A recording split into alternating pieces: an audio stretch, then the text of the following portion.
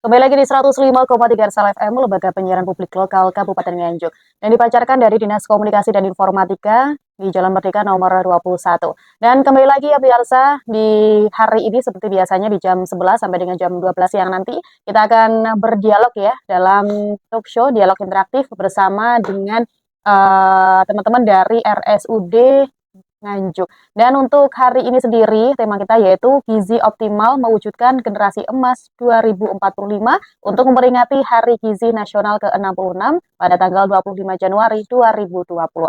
Dan pemirsa, dimanapun Anda berada, senang sekali ya kita bisa kembali menemani Anda dalam program talk show di Dialog Interaktif Dinamika Pagi ya. Dan hari ini temanya yang sangat penting dan juga relevan untuk masa depan bangsa. Dan pemirsa yang perlu Anda ketahui juga, gizi bukan hanya soal kenyang ya, tapi soal kualitas hidup, kecerdasan, dan masa depan generasi penerus. Apa yang kita konsumsi hari ini akan sangat menentukan kualitas generasi Indonesia di tahun 2045 nanti. Dan untuk mengulas topik ini secara lebih mendalam ya, telah hadir di studio bersama dengan kita narasumber yang sangat spesial juga dari teman-teman RSUD Nganjuk. Sudah hadir di studio bersama dengan saya, ada Mbak Yasira Nur Aulia SKZ. Beliau adalah nutrisionis ahli pertama RSUD Nganjuk. Kita sapa terlebih dahulu ya biasa. Selamat pagi Mbak Yasira. Ya, selamat pagi, Mbak. Ini panggilnya apa Mbak Yasira? Mbak Lia aja deh. Mbak Lia, Iya. oke. Dipanggil dari Aulianya ini berarti Iya, ya. Aulianya. Gimana kabarnya, sehat? Alhamdulillah agak flu kayaknya ini Oh gitu. suaranya. Maaf. Apa nervous, dredeg?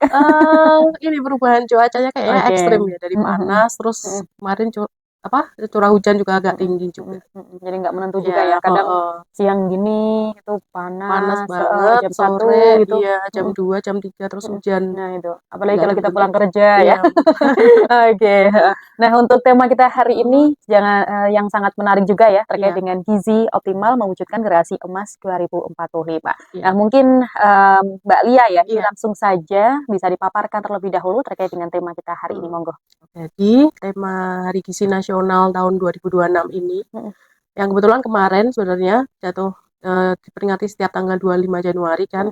Temanya tahun ini adalah Gizi Optimal Mewujudkan Generasi Emas 2045. Nah, mungkin sedikit saya jelaskan di sini, generasi emas 2045 itu apa sih gitu. Soalnya kemarin juga terakhir kami edukasi di adik-adik SMP di Kabupaten Nganjuk, ternyata banyak yang belum tahu sebenarnya generasi emas 2045 ini apa dan siapa. Nah, generasi emas 2045 ini banyak digaungkan oleh pemerintah.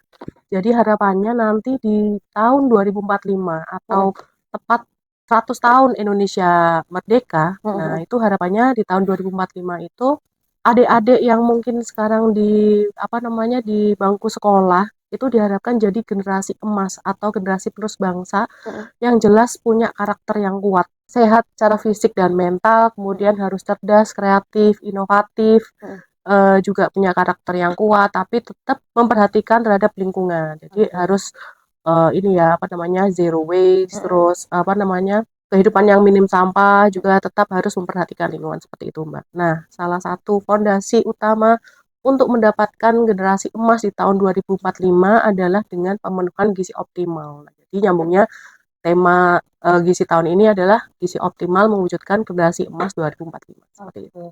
Untuk gizi optimal sendiri itu sebenarnya yang seperti apa sih, Mbak Lia? Gizi optimal itu adalah satu kondisi tubuh itu mendapatkan gizi yang lengkap, seimbang sesuai dengan kebutuhan. Jadi di situ kita mendapatkan asupan. Jadi satu kondisi yang kita mengkondisikan tubuh kita dapat asupan makanan nggak sekedar kenyang yang tadi jenengan di awal singgung. Jadi makan nggak hanya asal kenyang aja, tapi juga harus memperhatikan gizi yang kita makan itu seperti apa. Jelas nanti disesuaikan oleh kebutuhan tubuh masing-masing. Oke. Nah, siapa saja sih yang memerlukan gizi yang optimal itu? Mungkin ada usia atau mungkin siapapun atau gimana? Oh gitu, baik. Jadi pemenuhan gizi optimal itu diperlukan segala usia, semua umur. Jadi nggak hanya untuk anak-anak kecil atau anak-anak usia sekolah, bahkan sampai dewasa pun kita tetap harus memperhatikan gizi optimal dan membutuhkan banyak bukan berarti misalkan nih di rumah terus oh ya udahlah yang makan apa nama bergizi anak-anak aja, kita yang dewasa apa adanya aja gitu. Mhm, Misalkan nasi sama tempe nggak apa-apa deh, apa ayah sama ibunya, tapi mhm. ini yang lengkap yang enak buat anaknya nggak juga. Kan karena kalau kita di usia dewasa pun kita juga harus tetap mendapatkan gizi yang optimal. Mhm. Kalau cara untuk meraih gizi yang optimal itu sendiri, mungkin ada tipsnya, Mbak Lia? Oke, jadi kalau gizi Mhm, optimal itu kan kondisi tubuh kita mendapatkan mhm, asupan gizi. mhm, mhm, Nah, itu kan kita bisa meraih gizi optimal itu dengan makan dengan gizi seimbang. mhm, mhm, Nah, jadi makan gizi seimbang itu apa? Jadi kita makan aneka ragam makanan, mhm. ya kan, yang sesuai dengan porsi dan kebutuhan tubuh kita. Jadi kalau di gizi sendiri itu sebenarnya ada 10 pedoman umum gizi seimbang.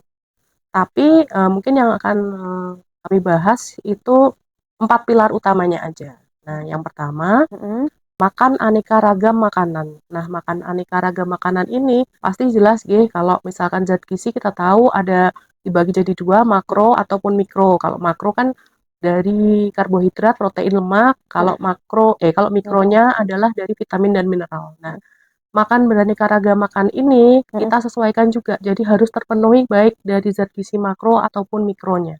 Seperti itu.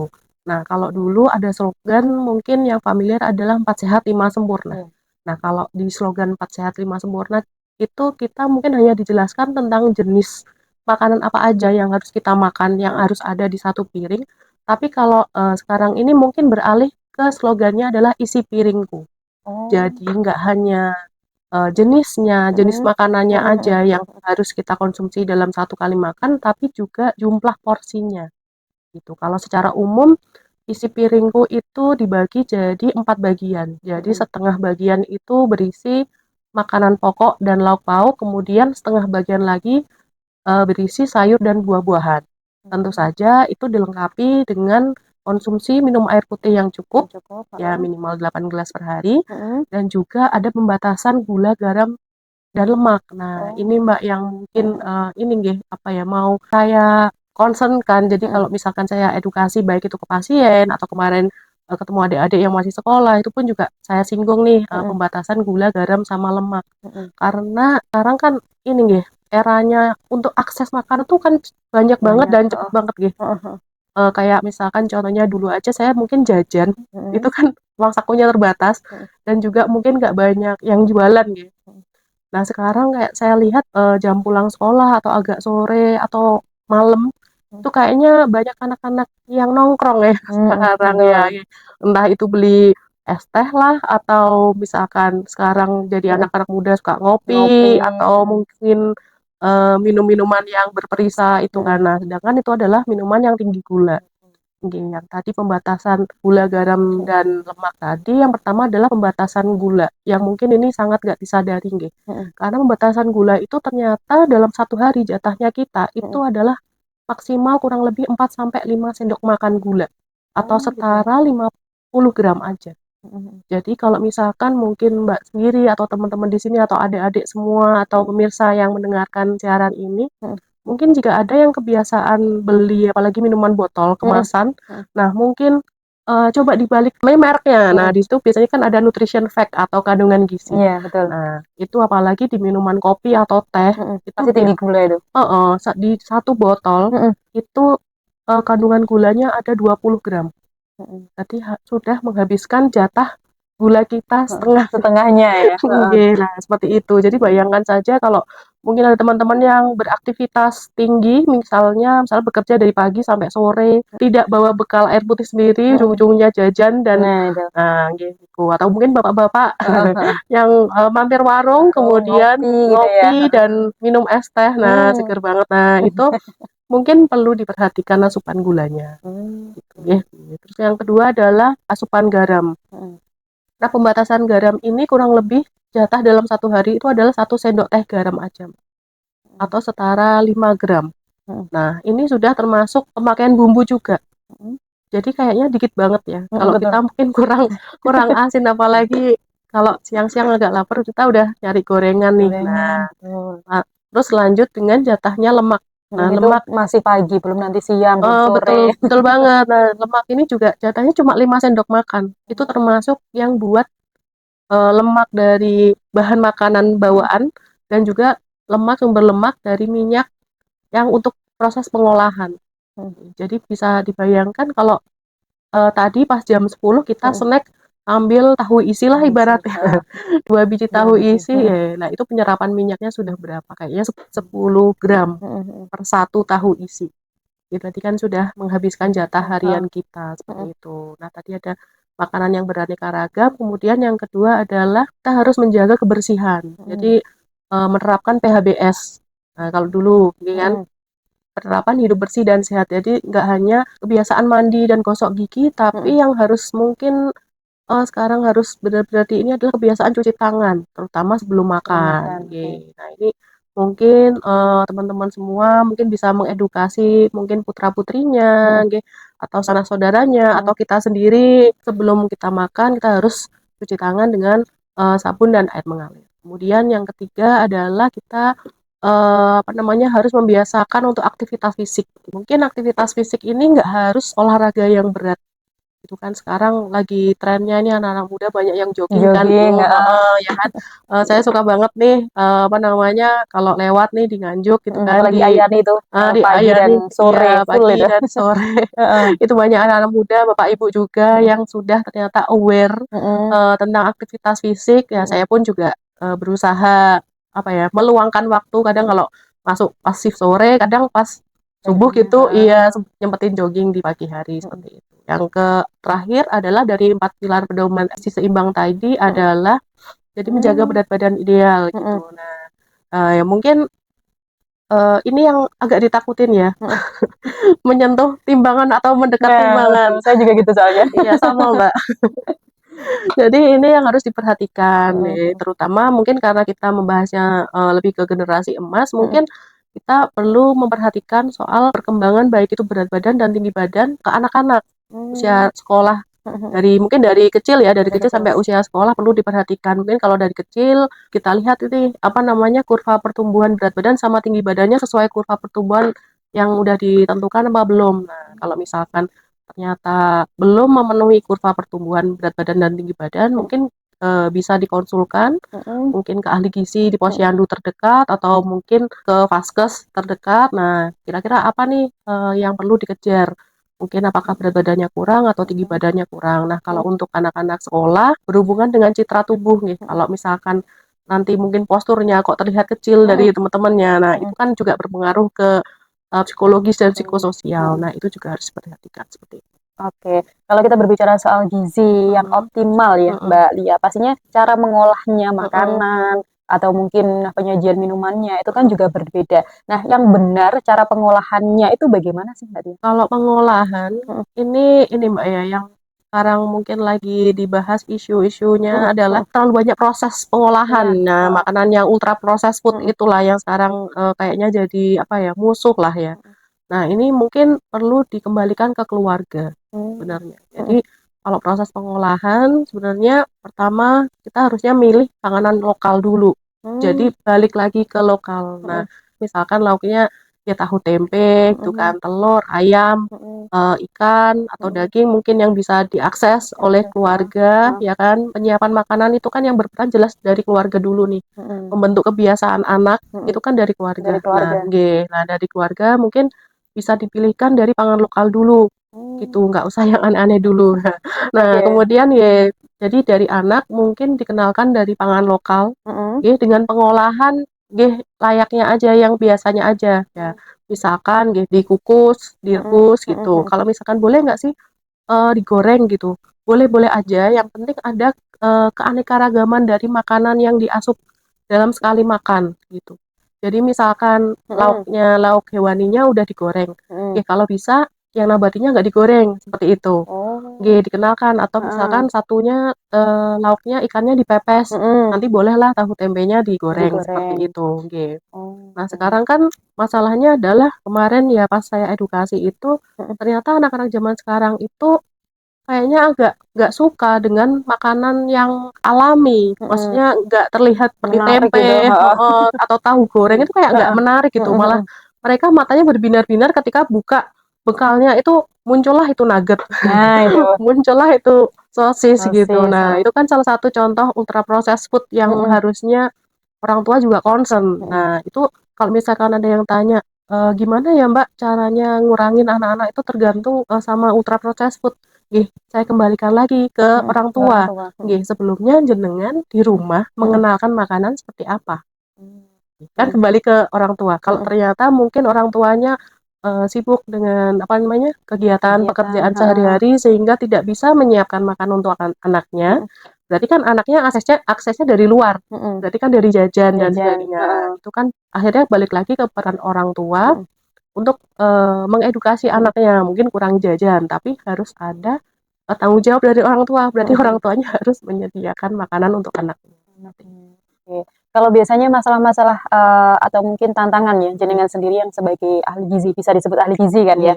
Nah, itu tantangan apalagi di anak-anak yang sekarang itu gimana? Apalagi dengan pertumbuhan yang sekarang ya. Mm-mm. Jadi biasanya kalau nggak makan, kalau nggak dikasih gadget nggak boleh, nggak bisa Mm-mm, makan, mm-mm, malah nangis dan lain sebagainya. Dan akhirnya itu kan juga mempengaruhi pertumbuhan dari si anak tersebut, entah mm-mm. berat badannya yang kurang atau bagaimana. Nah, itu jenengan sebagai ahli gizi bagaimana Bu, untuk sosialisasi ke masyarakat juga? Oke, terima kasih. Nah, itu mungkin ini nggih, Mm-mm. permasalahan dan tantangan yang nggak ada habisnya Ya. kayaknya. Nggih, soalnya juga misalkan kami edukasi di rumah sakit di apa namanya pasien dan Mm-mm. keluarganya, terutama pasien anak, Mm-mm. kita pun juga agak kesulitan sebenarnya. Maksudnya Mm-mm. kesulitannya dalam artian ada mungkin alasannya yang menyebabkan anak-anak seperti itu mungkin juga dari orang tuanya mungkin kurang akses untuk Mm-mm. mendapatkan untuk menyediakan makanan yang seimbang. Mungkin nggih ngapunten, mungkin Mm-mm. orang tua sekarang kan udah yang penting anaknya makan, Makan, akhirnya heeh. dikasih gadget Gadget gitu. betul. Nggih, kalau diizinkan boleh berbagi pengalaman nggih, Mm-mm. kalau saya melihat keponakan saya sendiri gitu. Mm-mm. Mungkin karena perkembangan, karena berusaha untuk aware yang Mm-mm. terbaik untuk anaknya, akhirnya berusaha. Jadi menurut saya itu pola asuh dari Mm-mm. orang tua itu penting banget dari awal, dari sejak dini Oh, gitu. habitnya di rumah gitu ya. Habitnya Mm-mm. diciptakan itu emang di rumah gitu. Mm-mm. Jadi walaupun adik saya juga sibuk bekerja, Mm-mm. tapi adik saya tuh pesan Mm-mm. kepada yang apa namanya Merawat gitu. pengasuhnya, Heeh. baik itu apa pengasuhnya ataupun mungkin orang tua saya yang Orang. mendampingi Heeh. ketika adik saya bekerja gitu. Mm-mm. Jadi emang pola asuh itu emang penting banget dari awal sejak dini gitu. Kalau Oke. misalkan kalau udah kecanduan gadget terus gimana? Peran orang tua nu penting banget. Mm-mm. Nah, mungkin bisa digeser. Apakah selama ini ketika makan itu di lingkungan Mm-mm. lingkungan di rumah itu dikondisikan nggak untuk anak itu nyaman? Mm-mm. Apakah dibiasakan ketika waktu makan makan bareng-bareng? Jadi Mm. kalau punya anak makan, Mm-mm. ayo makan Mm-mm. Jajan bareng. bareng gitu ya. Jadi duduk bersama di Mm-mm. meja makan, Mm-mm. gitu.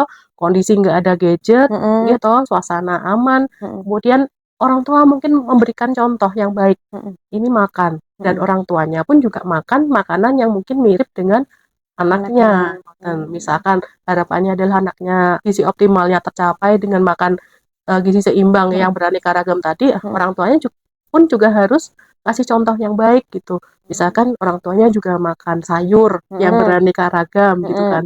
Lauknya juga nggak pilih-pilih. Nah, kalau soal makanannya anak kan disesuaikan lagi usia Mm-mm. berapa.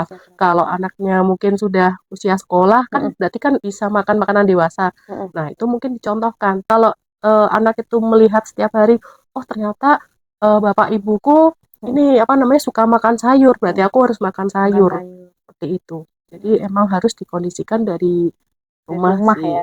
Oh, habitnya dibentuk dari rumah begitu ya. Iya. Mbak Lia, ini Iya. tadi kan kita sudah berbincang sedikit ya terkait Mm-mm. dengan gizi. Nah, kalau gizi itu pasti ada hubungannya juga dengan stunting dan angka Mm-mm. stunting di Kabupaten Nganjuk begitu. Oke. Dan sering juga kita mendengar istilah stunting. Dan apakah benar sih Mbak Lia, stunting itu dan bagaimana dampaknya bagi tumbuh kembang anak? Jadi stunting ini adalah mungkin kondisi tidak terpenuhinya gizi optimal dari janin ya, Mbak. Jadi pertumbuhan atau tadi jenengan tanya, sebenarnya gizi optimal itu dibutuhkan dari sejak kapan Sejak sih kapan? atau dari range umur berapa gitu kan. Jadi kalau bisa ditarik mundur, jadi pemenuhan gizi optimal ini diperlukan dari sejak janin, jadi sejak masa kandungan. Nah, berarti apa? Pemenuhan gizi optimal di ibu yang hamil itu harus benar-benar diperhatikan. Jadi gizinya harus dipenuhi secara seimbang, baik itu zat gizi makro ataupun mikronya, seperti itu. Nah, pertumbuhan dan perkembangan janin dalam perut ibu tuh juga akan berkembang dengan baik, sehingga nanti ketika proses ibu melahirkan dan akhirnya dilahirkanlah anak itu, akhirnya cara apa namanya ya, berat badan dan tinggi badannya juga akan sesuai dengan pertumbuhan. Nah, jadi pemenuhannya harus dilakukan dari sejak janin. Nah, dampaknya apa sih kalau misalkan sampai anak ini dikatakan stunting, mempengaruhi di fungsi kognitifnya ataupun misalkan di kesehatannya.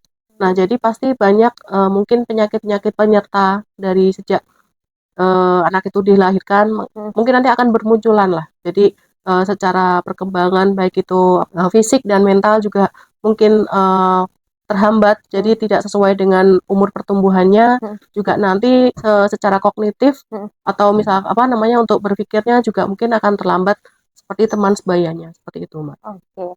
Nah, ini ada satu pertanyaan dari pendengar Oke. Mbak Lia ya. Dari Mbak Nana yang berada di kawasan Rejoso. Mungkin ada tips untuk menjaga gizi di bulan Ramadan. Mungkin sahur yang baik seperti apa atau mungkin makanannya apa, kemudian buka puasanya pun apa? Monggo Mbak Lia. Di bulan Ramadan nanti mungkin tetap ya. Jadi kalau misalkan kita di hari-hari biasa kan kita usahakan makan 3 kali makan. Nah, nanti di bulan puasa kan berarti makan di makan sahur sama buka puasa aja. Tapi bukan berarti terus dirapel dari 3 kali makan jadi 2 kali makan, akhirnya yang 1 kali dirapel di malam hari. Yang Nah, buka puasa ini biasanya. biasanya dirapel pas buka puasa adzan maghrib makan gaspol, nanti agak setelah tarweh dimakan makan Nah, lagi, tukernya yang apa makanannya 3 kali makan. makan tadi. Nah, sebaiknya tidak melakukan seperti itu, tetap makan sahur dan makan buka puasa. Nah, diutamakan nanti pas dimakan sahur tetap harus terpenuhi makan yang gizi seimbang. Jadi diusahakan tetap diisi piringku ya. Tadi saya bahas di awal bahwa setengah porsi isinya adalah makanan pokok dan lauk pauk dan setengah porsi sayur-sayuran dan buah-buahan. Ya, jadi pas dimakan sahur biasanya nih ya diusahakan selalu ada sayur. Ya, dan makan buah-buahan biar apa kan dengan makan tinggi sayur, banyak sayur, akhirnya kan seratnya banyak. Nah, dari serat banyak ini akhirnya apa? Menyebabkan kita tuh awet kenyangnya. Daripada misalkan sahurnya dadakan, tiba-tiba bikin mie instan, bikin mie instan aja atau nasi apa telur ceplok seperti itu. Nah, itu kan isinya karbo sama protein aja. Nah, dimana kalau mie instan itu kan karbohidrat sederhana ya, jadi lebih cepat diserap tubuh, lebih cepat habis. Jadi kita akan lebih gampang lapar gitu. Jadi diusahakan pas makan sahur, diusahakan lengkap. Jadi ada makanan pokok, boleh apa aja, boleh ada mungkin ada ibu-ibu yang udah ganti jadi beras merah atau nasi jagung, monggo kerso. Kemudian ada lauknya. Kemudian baik itu mungkin boleh hewani nabati, terus kemudian harus lengkap ada sayurnya dan diusahakan makan buah juga. Kan buah juga tinggi kandungan airnya, jadi salah satu untuk support hidrasi kita. Nah, jangan lupa untuk konsumsi air. Nah, minum juga yang cukup seperti itu. Terus nanti dimakan di buka puasanya biar nggak kaget, nah, mungkin jangan langsung digerojok oleh makanan atau minuman yang manis-manis, kan air putih 1 gelas dulu. Kalau misalkan ada kurma boleh dibatalkan dengan kurma dulu gitu. Ya, mungkin setelah itu bisa dilakukan sholat maghrib. Setelah itu baru mulai kita makan makan besar tetap harus tadi yang gizi seimbang tadi ada makan apa ada nasi, ada lauk, ada sayur dan buah-buahannya jangan lupa. Seperti itu. Dan misalkan nih setelah sholat tarawih kok masih lapar, nah, mungkin perlu disediakan mungkin buah atau mungkin apa rebusan-rebusan atau sayur lagi. Nah, jadi porsi sayur sama buahnya yang dibanyakin seperti itu. Nah, Mbak Lia, kalau kita berbicara zaman sekarang ya, ini kan semuanya serba instan begitu dan banyak sekali anak-anak itu yang seperti jenengan sampaikan tadi, anak-anak bahkan remaja seusia saya pun itu gemar sekali makan makanan yang cepat saji begitu. Nah, itu kan pastinya sebenarnya nggak sehat juga buat tubuh kita, tapi kadang itu yang nggak sehat itu malah yang enak. Biasanya kan gitu kan. Nah, itu mungkin ada tipsnya juga kita boleh makan yang seperti itu tapi ada takarannya atau mungkin bagaimana sih Mbak Lia ya? Apakah ada dampaknya juga pastinya juga ada ya, dan dampak jangka panjangnya kalau kita sering mengkonsumsi makanan-makanan yang cepat saji itu seperti apa? Mungkin bisa jelaskan. Ya, Mhm. mungkin ini dulu, edukasi ini kan dari segala hal gitu, Mbak. Mhm. Mungkin Mbak sendiri atau Mhm. teman-teman di sana, adik-adik semuanya itu kan sekarang udah pegang gadget. Mhm. Nah, mungkin diusahakanlah di ketika pegang gadget itu juga scroll-scroll tentang edukasi kesehatan, Mhm. terutama untuk gizi. Jadi kalau misalkan tadi udah saya sampaikan, ibaratnya udah tahu nih Mhm. ada batasan ternyata asupan apa gula, garam, dan Mhm. lemak. Nah, dari situ dan akhirnya menimbulkan kesadaran diri. Mhm. Nah, akhirnya kan bisa ngerem gitu. Oke. Kami pun edukasi ke pasien atau ketika edukasi di luar pun juga insya Allah saya nggak bilang nggak boleh sama sekali. Mhm. Nah, tapi coba diubah gitu. Jadi Dikurangi. misal Heeh. dikurangi. Jadi misalkan ada kebiasaan makan gorengan Mhm. gitulah ibaratnya dalam sehari. Oh, biasanya sekali ambil gorengan 2 atau 3 biji. Mhm. Dikurangi dulu Dikurangi. jadi 2 atau mungkin 1. Mhm. Nah, mungkin dari yang hampir setiap hari makan gorengan Mhm. ketika snack, intensitasnya dikurangi lagi frekuensinya. Biasanya 6 hari kerja, ya Mhm. kan ibaratnya ya udahlah 2 hari sekali deh aku makan gorengan. Gorengan. Ya mungkin nanti di hari-hari lainnya akan disediakan snack yang lebih sehat. Mmm. Bisa apa namanya snack bar Mhm. gitu atau mungkin bekal buah Mhm. atau mungkin salad di rumah seperti Oke. itu. Jadi yang lebih dialihkan apa namanya jenis Mhm. makanannya seperti itu. Kalau untuk anak-anak fungsi keluarga saya kembalikan Mhm. dia fungsi keluarga itu amat sangat penting. Jadi di rumah orang tua sebagai role model Mhm. juga tempat edukasi untuk anak Mhm. gitu. Terus kalau untuk anak sekolah jelas fungsi guru Mhm. nggih atau mungkin penjaga kantin. Nah, itu penting banget gitu. Oke. Jadi di sekolahan juga guru mungkin juga sedikit edukasi Mhm. tentang apa namanya makanan yang sehat, kemudian mungkin peraturan di sekolah misalkan ada kantin juga Mhm. kantinnya diusahakan menyediakan makanan yang sehat seperti itu. Kalau misalkan jajannya ya yang jajan-jajan mungkin yang akhir-akhir ini agak masalah juga seblak seperti itu, Betul, padahal itu nggih. enak. Iya kan, soalnya Heeh. gurih banget, Mhm. pedes, boleh nggak sih tetep saya pengen makan seblak ya? Boleh-boleh Heeh, aja. terus Nah, minumnya itu minuman yang heeh, rasa-rasa gitu kayak matcha, nggih Raffles nggih. dan Iya, sebagainya ya itu. mungkin bisa Heeh. dialihkan ketika pesen menu seblak bisa dialihkan adalah mungkin kerupuknya dikurangin, Oke. nggih. Terus mungkin porsi sayurnya ditambah, Heeh. kan biasanya cuma sayurnya cuma dikit Dikit, banget, heeh, terus heeh. isinya kerupuk, terus apa tuh, Sosis, sosis, ya heeh, kan, sosisnya seperti itu. banyak juga variannya. Gitu, Mbak. Jadi mungkin Gitu. porsi telurnya satu satu butir telur utuh gitu, Mhm. terus kerupuknya dikurangin gitu Mhm. lah, terus masuklah sayur yang banyak. Jadi Mmm. setidaknya kita sudah berupaya di situ. Mhm. Jadi Mhm. porsi sayurnya dibanyakin seperti itu. Oke.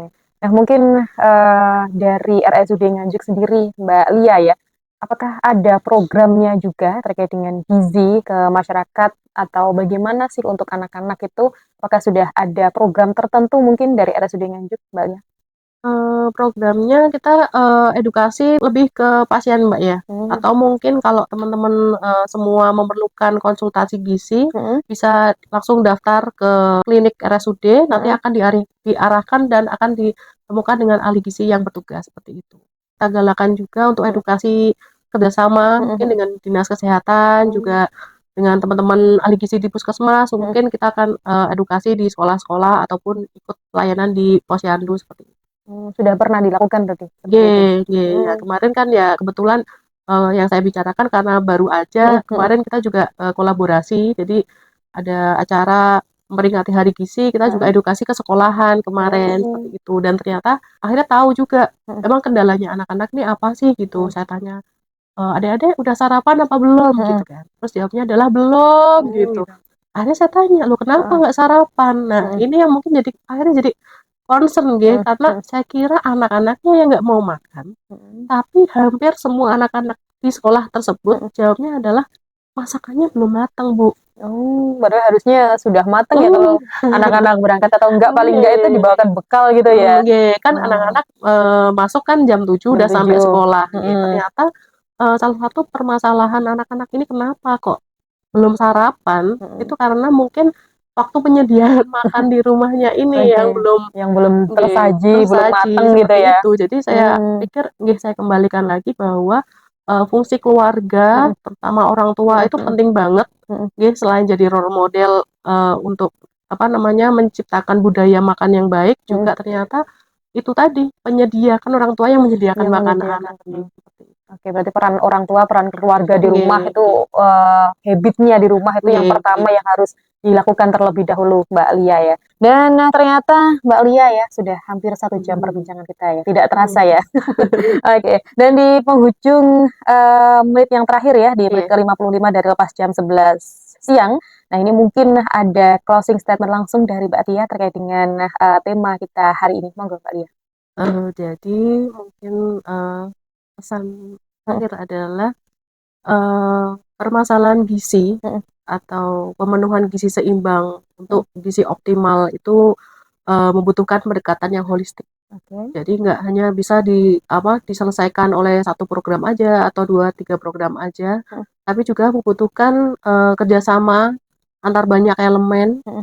kemudian juga butuh dukungan sekitar, baik Oke. itu, di edukasi keluarga, Mhm, terus, sanitasi lingkungan, mhm, juga layanan kesehatan. Jadi mhm, kalau boleh closing statement-nya adalah mhm, generasi hebat tidak lahir secara kebetulan, mhm. generasi hebat dibentuk dari anak-anak sehat hari ini, seperti itu. Oke, luar biasa sekali ya perjumpaan kita dengan Mbak Lia dan juga teman-teman dari RSUD Nganjuk pemirsa di siang hari ini terkait dengan tema kita hari ini yaitu Gizi Optimal Mewujudkan Generasi Emas 2045 untuk memperingati Hari Gizi Nasional ke-66.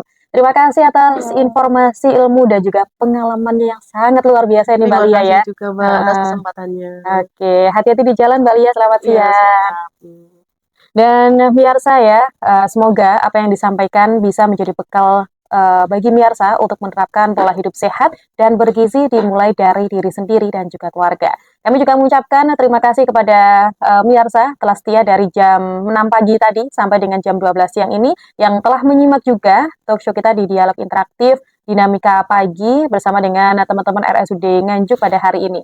Dan akhir kata ya, mari kita wujudkan generasi yang sehat, cerdas, dan berkualitas dengan gizi yang seimbang dan pola hidup yang baik. Karena masa depan bangsa dimulai dari apa yang kita jaga hari ini. Saya Laila, izin pamit undur diri dari ruang dengar Anda. Sehat selalu, selamat siang, dan wassalamualaikum warahmatullahi wabarakatuh.